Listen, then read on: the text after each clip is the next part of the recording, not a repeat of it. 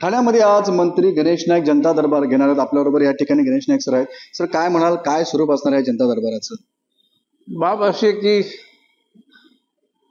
या ठाणे जिल्ह्याचा मी 15 वर्ष पालकमंत्री राहिलेला आहे पूर्वी.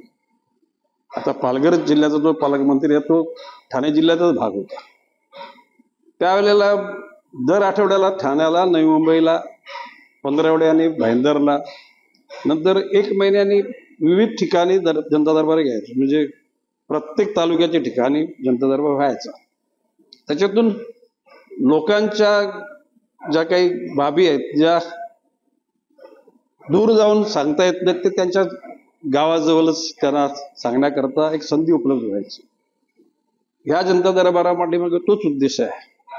आता हे महायुती सरकार आहे.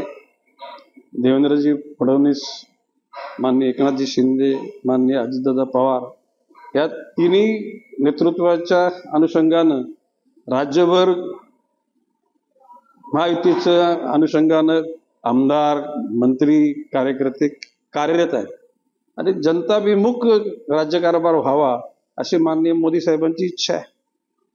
देवेंद्रजींनी सुद्धा महाराष्ट्र थांबणार नाही आणि महाराष्ट्रातल्या जनतेला 100 दिवसाचा कार्यक्रम आता सगळ्यांना दिलेला आहे. ते 100 दिवसाच्या कार्यक्रमामध्ये जनतेच्या अडीअडचणी समजून घ्या, त्यांच्या मनाला मोकळी करून घ्या आणि म्हणून त्या उद्देशानं आज ठाण्यामध्ये जनता दरबार आहे. लोक येतील, आपली निवेदनं देतील. ती निवेदनं विविध खात्यांना पाठवली जातील.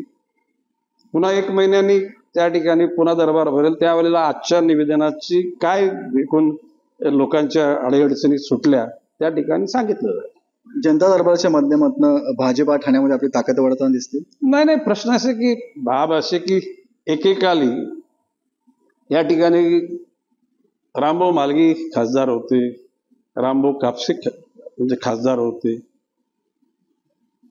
नंतर श्री प्रकाशजी परांजपे होते, आता श्रीकांतजी शिंदे आहेत.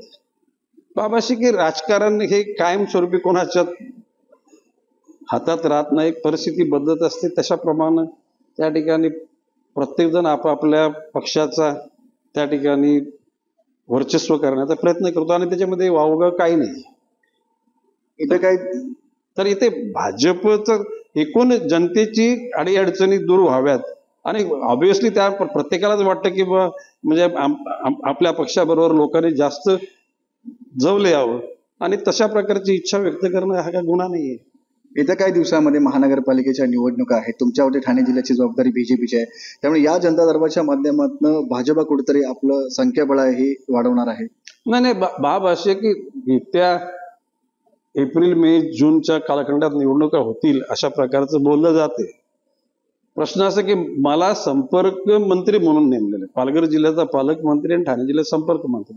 संपर्क म्हणजे कार्यकर्त्यांशी सुद्धा सुसंवाद साधायचा आणि त्या माध्यमातून जनतेशी सुसंवाद साधायचा.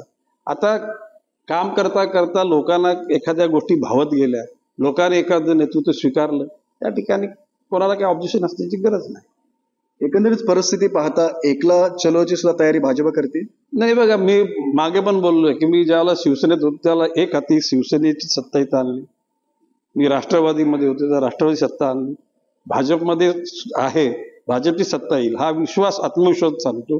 पण उद्याला वरिष्ठ नेतृत्वानं ठरवलं की बाबा याच्यामध्ये आपण सगळे एकत्र त्या ठिकाणी निवडणूक लढवूया, आमचं ऑब्जेक्शन नाही.